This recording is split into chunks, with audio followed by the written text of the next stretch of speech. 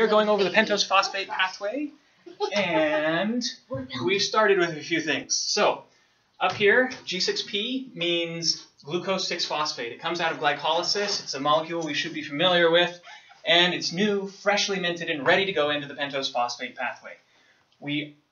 Alright, so the first thing that happens in the pentose phosphate pathway, and by the way, spoiler alert, the second thing that happens too, is a dehydrogenase. Alright, so dehydrogenase means that you are taking off, removing, hydrogen, you're removing a hydrogen, ACE, it's an enzyme. Knowing what enzymes' names mean totally helps a ton. So, you steal a hydrogen from glucose 6-phosphate and put it onto NADP. NADP then becomes NADPH, because that's where the hydrogen just came from. Now, so G6P gets changed into 6-phosphoglucuronate. Alright, so 6-phosphoglucuronate, you can remember because you can stick someone in your head. So if you close your eyes and you put some dots where each of these molecules are, or pictures, however you want to do it, and so that you have a picture in your head that doesn't have all the words, it's a really simple picture that reminds you, oh, there's a thing up here, and there's a thing down here, and then there's one thing off to the side. It will help you in a way that I'll describe a little bit once we get a little further, but just start having that picture forming, okay? So 6-phosphoglucuronate is, I put a person eating glue, because glue and ate are the two important parts of that word. And so if you can remember gluco and ate, then it's someone eating glue.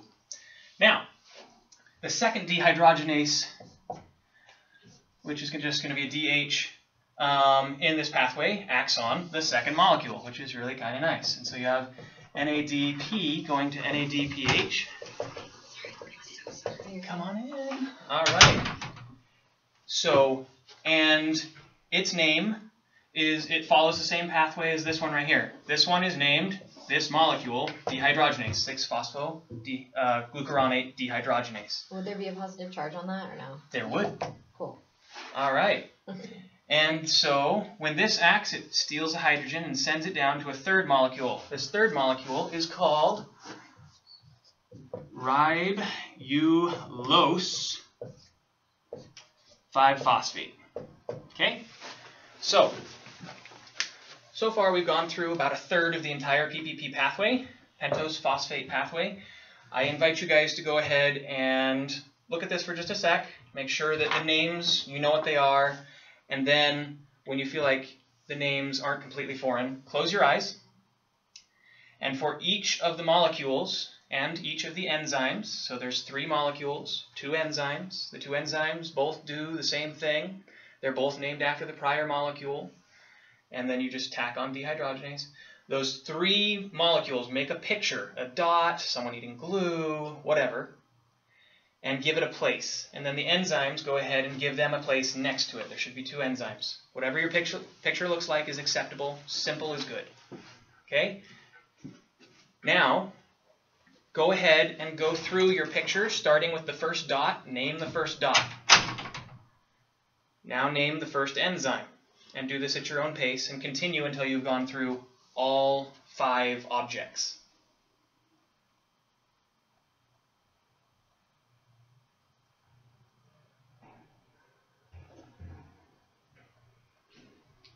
Thumbs up? Okay. So, how did you guys do? Do you feel like you got them? Or are there some that we want to hit on? Which one was the hardest one to remember for you guys? None of them? Sweet. That means that you just memorized a third of the pathway in like 5 minutes of actual talking.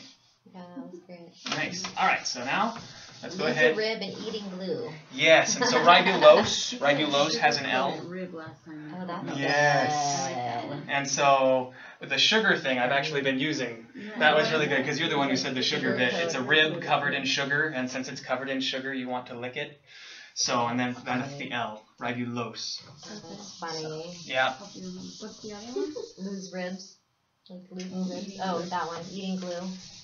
Oh, okay. Yeah. 8. All right.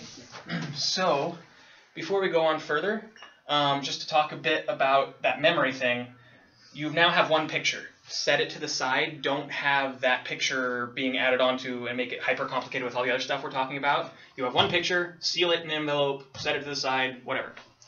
Now we're talking about the second picture. And you'll only have that picture in your head for right now. That way your brain doesn't explode, because no one can keep all of this in their head open at the same time. Unless maybe someone actually has a photographic memory, but I've only met one person like that. Yes, thank you. So, 5. ribulose 5-phosphate. Okay, I'm going to stick a little L right there just because it's lose. All right, so ribulose 5-phosphate, this is part 2. Ribulose 5-phosphate splits into 2 different things. And it's really cool because the enzymes here follow the same stupid naming pattern because it actually makes sense. All right, so on this side we have ribulose 5-phosphate epimerase, and on this side we have ribulose 5-phosphate isomerase. Okay, so epimer. Who remembers what an epimer is? Switch the sides. Bingo. All right, so first carbon up there. This is going to be a glucose molecule. Drawing it like this, 3, 4. We have OH over here, OH over here, OH over here, OH over here. And then you got a bunch of junk down there. So this is an epimer, just that one thing. Okay, so if you use an epimerase, you would go ahead and do that. It's switching the epimer. It's switching which direction it goes. And so an epimerase is going to change the identity, because glucose, its identity as glucose is this pattern of OHs. And so if you change one of those, it's no longer glucose, or if you change one of ribuloses, it's no longer in the ribulose family. It would be in a different family. So epimerase makes sense that it would no longer be a ribulose something phosphate. It's going to be something else, something phosphate. And it's, yes, xylose. I heard that. Awesome. Xylose, which likes to play the xylophone, if I recall correctly for some people in the room. All right, xylose 5-phosphate. All right, isomerase is just a structural change. And so it's still in the ribulose family, and this one is ribose.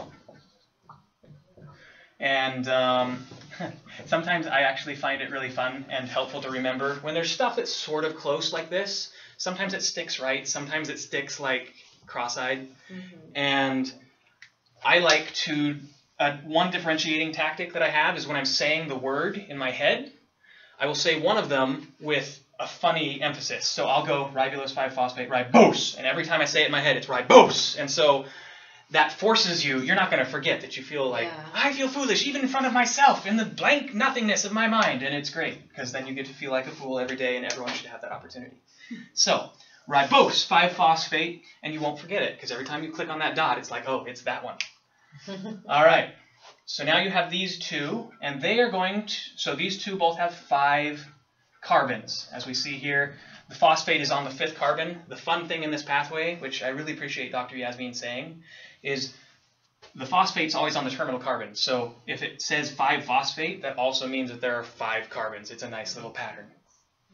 So we now have an enzyme, and it is called transketolase. And you know what? We're not going to be lame and use the same color marker for every single thing. So I'm going to start using green for the enzymes to kind of help differentiate. So transketolase, because the less work your brain has to do to interpret your picture, the easier it is to bring it up, and the easier it is for you to remember that picture and to know what everything on it means. So only use brain space on stuff that you actually want to use brain power on. So transketolase. You can also pronounce this transketolase because it moves 2 carbons. Okay? There's a hole in that board. All right. So it moves 2 carbons. Xylose goes down and becomes glyceraldehyde 3-phosphate. Ribose comes down and becomes acetoheptulose. 7-phosphate. Okay? So ceto, 7. Hepto, also 7. And so it's like 7, 7, 7. All right, so there's 7 carbons in cetoheptulose. And over here, glyceraldehyde 3-phosphate should sound familiar. We've seen that in glycolysis pathway. Okay? So it's one you've seen before. What just happened here? Well, we just had a thief. All right? Xylose had 2 carbons taken from it, and they were given over here to ribose, which is why it now has 7. So this has 3, because 2 were torn off and thrown over there by transketolase. That's all transketolase does. It's a redistributor of wealth. Okay? So that is part 2. All right? And you can also remember part 2 has the enzyme that moves 2 carbons. So go ahead and look at this. Make a picture. If you've been making a picture as we go along, that's really helpful because in normal lecture they don't pause. Make a picture in your head. You have 3 enzymes. You have 5 dots. You don't have to use dots. That's just easy for me to say. What I mean when I say dots is whatever you stick up there. Okay? So once you feel like the words are good, close your eyes. Do not peek while you are doing this. And go ahead and go through these and see if you can name them all. I'm doing it too.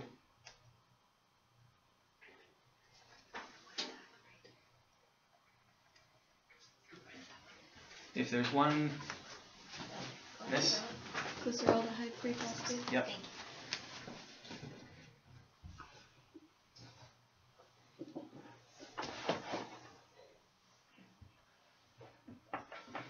When you got it, go ahead and just give a thumbs up. And okay. That's a really good method. It helps a lot. I wish I would have done this before. Cool thing. Oh, we'll wait. It's that last one. This one? The ceto. Oh, the glycer. Yeah. Glyceraldehyde? I couldn't get that one to stick. Okay, so if you have one that isn't sticking super well, it helps to add a picture to it. So glyceraldehyde. All right, Dr. Jekyll and Mr. Hyde. Glyceraldehyde. So see Mr. Hyde right there? You could do that. You can also do, if you're like, I don't read Dr. Jekyll and Mr. Hyde. What is that? I'm not from this culture. I don't know. You could go ahead and do the hide of an animal. Hunters have hunter's hide. Just whatever makes sense to you. And stick it right there. And then know that this is the one that you were struggling to remember. And review that one a few times. And notice something. You knew that there was something you forgot. It wasn't just you forgot that it existed at all. It was only a name. That's what the picture really does for you, is you know what you know, and you also know what you don't know.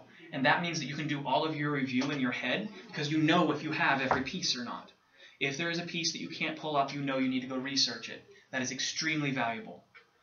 And that means that all of your study time is really just on the stuff you actually have to study, not the stuff that you can already bring up. So you're not wasting time studying stuff you already know, which is about 80% or more of how traditional study goes. It's reading stuff you already know without strengthening it because you're not forcing yourself to bring it up. So bringing it up like this from nothing is called active recall, and that is the #1 way studies have found to make so that memories stay. No notes, no nothing. And with this picture thing, you also know what you've lost, and that little bit you go and study again. All right, moving on to part 3. Actually, I lied. Everyone, really quick, do part 1. All right? I'm going to go ahead and do part 1. Okay, Oh, sorry.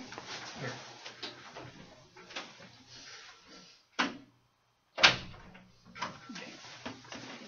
Go back to part 1. Yep, all right, so go ahead and review part 1 in your mind. No notes, and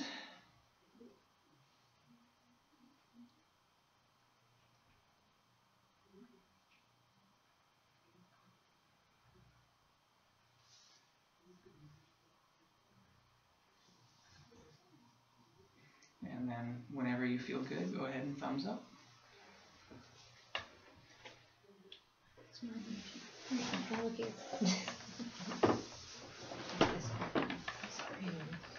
Okay, so there were a couple that we're struggling with. It was a different one this time. Okay, we did go through it a little bit faster. I just have to choose a different picture. I'm gonna use that one. Colors. Okay, I'm gonna use the glue. so let's go ahead. Oh yeah. That new thing that you just put in, go ahead and visualize it for a second, iron it in, and then we're going to go ahead and go through step 1 all the way again, okay? So go ahead and go through step 1.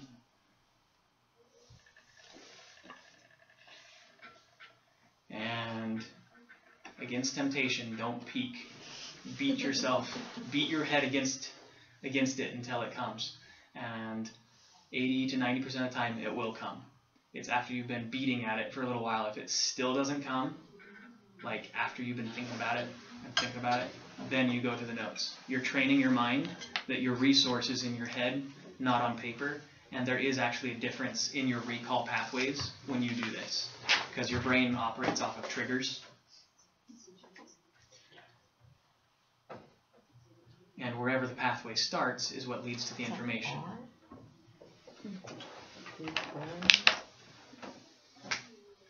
All right. It's this one, right? I feel like that's the wrong word. Glucuronate? It's not glucuronate. So it's glucuronate, but Oh, okay. but the little bits in the center you have you have 8. If you saw it on a test, you would recognize it. Yeah, that's the Don't parts beat that- yourself about the Okay. little bits. But that is right. Glucuronate. Okay, I just remember eating glue. Yep, eating But I glue. didn't remember what the word was.